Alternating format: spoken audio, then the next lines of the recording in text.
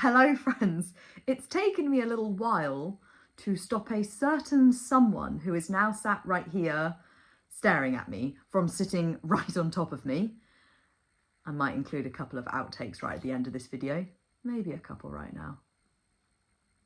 I can sort of talk a bit through here. Anyway, today I wanted to come on and share with you 5 things I do every day now in my recovered life that my eating disorder would have absolutely hated. So let's jump right in. Number 1, my life inside my eating disorder felt like this never-ending conveyor belt of doing and achieving and ticking boxes and jumping through hoops. And one of the key things which orchestrated that was to-do lists. I had a to-do list all the time.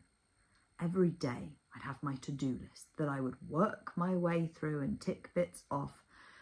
And I'm not saying there's anything inherently wrong with a to-do list. Of course I'm not. But the way that I use them inside my eating disorder was thoroughly disordered and draining, and it zapped all of the potential for spontaneity and fun and freedom out of the day. And it also zapped any chance of joy from even the more mundane things, because I was just doing everything to tick it off a list. And actually, even things like popping to the post office to post something, it doesn't have to be something that you just blinker your way through and tick that box and what's next.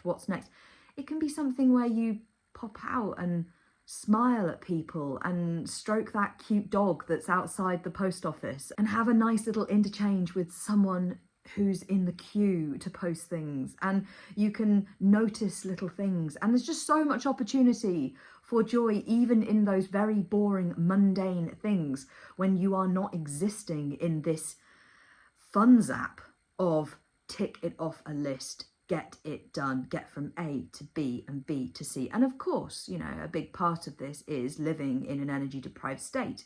When your body is in that place, life does become in many ways a conveyor belt. And one of the greatest joys of being recovered, and it's something that I had to proactively do in my recovery, and I now enjoy the freedom of every single day, is not living by tick lists. The closest I ever get now to a tick list is writing a list for what I need to pack when I'm going on holiday. That is it. And of course, everyone's journey is unique. There will be some people who actually tick lists really help them and they're nothing to do with their disorder, and they use them freely and happily beyond their experience with an eating disorder and beyond their recovery. However, for me, they were nothing like that. They were fraught with disorder and compulsivity and rigidity. And now something that I enjoy every single day is the freedom that comes with a life where it's not dominated by ticking things off a list. And it is definitely something that would have pissed my eating disorder off no end. Also, can I take a moment to just say how much I absolutely love this jumper? It's colourful, it's gorgeous, I love it, it's so me. And it says escape, and that feels very on point for this video, because this video is all about me escaping all sorts of different kinds of EDBS. So yeah, I feel like I'm dressed very aptly for this topic. Number 2, every single day I honour all of my hunger. At the end of the day, the thing we talk about in recovery of having unconditional permission to eat, that never dries up. It never goes away. There's no finish line to your unconditional permission to eat. And so, something that I do every single day now, which my eating disorder would absolutely have had a very strong negative opinion around, is eat completely and utterly freely, without any restriction and without any conditions. And I listen to my body, and it's just a gloriously simple, remarkably unremarkable thing. Number 3, not only do I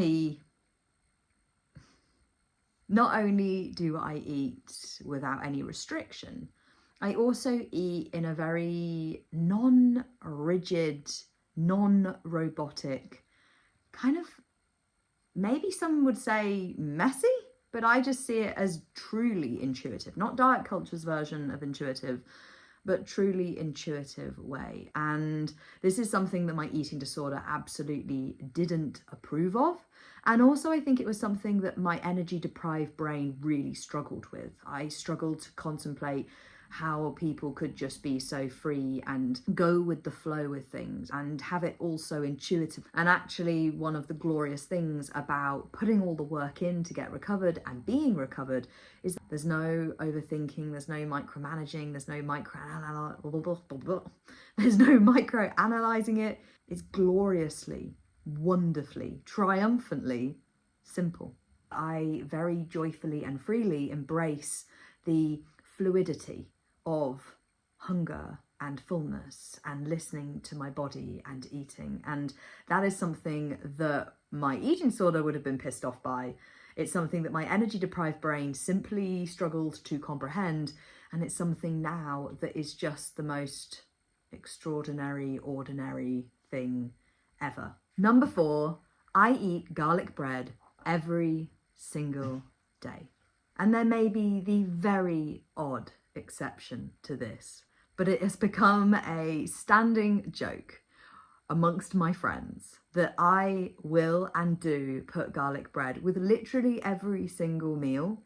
And I am a firm believer, a passionate advocate, in fact, for the fact that garlic bread complements anything and everything. And this is something that my eating disorder would definitely have been pissed off about, because my eating disorder thoroughly disapproved of garlic bread, like it disapproved of very many of my favourite things. I choose to eat garlic bread pretty much every single day because it's delicious and I like it and I want it. And my eating disorder would have hated that. And I couldn't care less. And number 5, not only is my day in no way ruled by that conveyor belt of productivity and doing and achieving, it's also absolutely 100% completely free of any and all compulsivity with movement. And what that looks like for me is that, yes, I am somebody who enjoys a variety of active outdoor hobbies, and I love them and they bring me so much joy and so much fun. But there's also all sorts of other things that I love to do that have absolutely nothing to do with movement, and I get equal amounts of joy from those. I love playing board games. I love playing computer games. I love reading.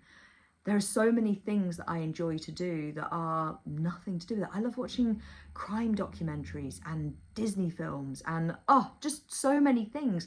And to be honest, I feel as free with this now as I did when I was a kid. When I was a kid, I loved heading out into the fields with my friends for the whole day just to play, and goodness knows what we'd get up to, climbing trees, all sorts of stuff.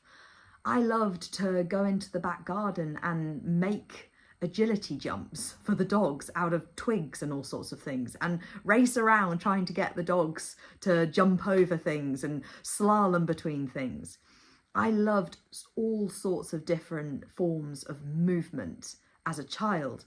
I also absolutely loved playing on the Wii, playing on the PlayStation. I loved movie days. I loved sitting and getting crafty and doing art related stuff. I loved playing with Lego and Playmobil and creating amazing fantasy worlds out of that. And I still love Lego now. That's another thing I absolutely love, particularly the Lego botanicals. I am really, really loving those. Although the other day, Nora did that classic cat thing where she kind of sat and just went to this gorgeous little, I'll see if I can get a photo of it and put it in just here, this gorgeous little Lego botanical kind of thing that I've got, and it's so pretty, but she just swiped off and it broke into quite a few pieces, and that wasn't quite so fun. But I love Lego now.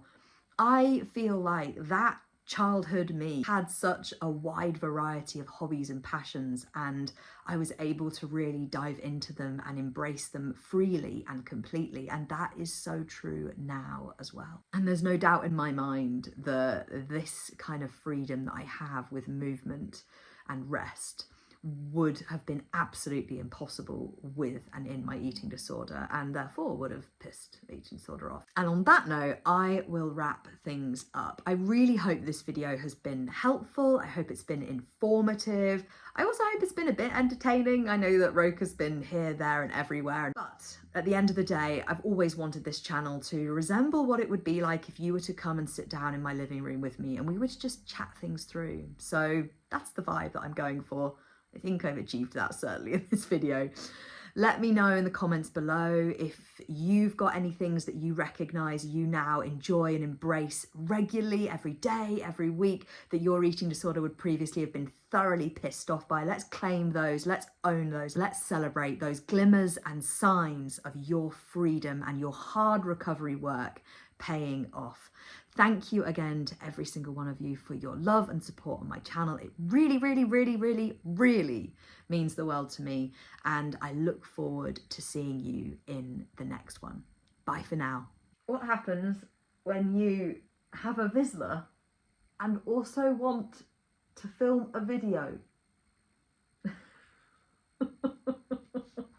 This Roka, she doesn't understand personal space.